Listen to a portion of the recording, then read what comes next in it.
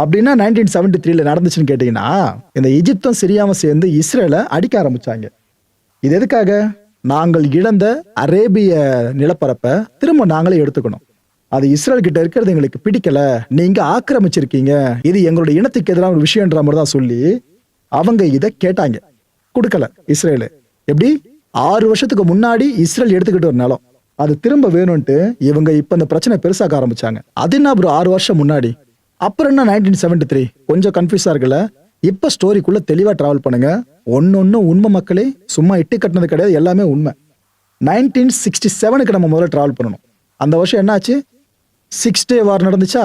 ஒரு போர் வெறும் 6 நாட்கள் மட்டும் நடந்துச்சு 1967ல. இந்த டைம்ல இஸ்ரேல் என்ன பண்ணுச்சு?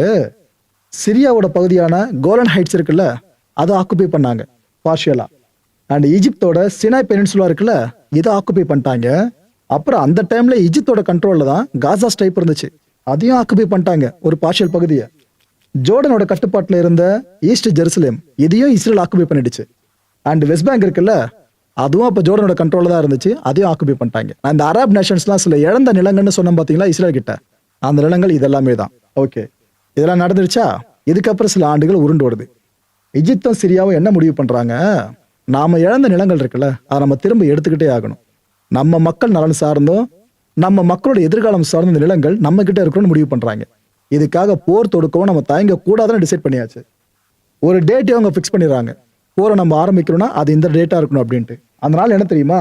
யோம் கிப்பூர் அப்படின்னு சொல்லக்கூடிய ஒரு ரிலிஜியஸ் ஹாலிடே. இந்த விடுமுறை நாள் இஸ்ரேலோட ரிலிஜியஸ் அப்சர்வேஷன்ஸ் பேஸ் பண்ண ஒரு விடுமுறை நாளுங்க. அந்த நாள்ல, அதாவது வருஷத்துல அந்த ஒரு நாள்ல மட்டும் இஸ்ரேல்ல no radio, no TV broadcast, இந்த ஷாப்ஸ்லாம் இருக்குல்ல அது எல்லாம் க்ளோஸ் பண்ணிடுவாங்க. அவ்வளோ ஏன், டிரான்ஸ்போர்ட்டேஷனே இருக்காது அந்த ஒரு நாள்ல மட்டும் இஸ்ரேல்ல. ஸோ இப்போ ஏற்பட்ட நாளை அவங்க சூஸ் பண்ணது காரணம் இப்போ தெரியுதா? இந்த டைம்ல எதிரி பலவீனமா இருப்பாங்க, அப்ப நம்ம உள்ள வந்து அடிச்சு முடிச்சலான்னு சொல்லிட்டு தான் எகிப்தும் சிரியாவும் டிசைட் பண்றாங்க.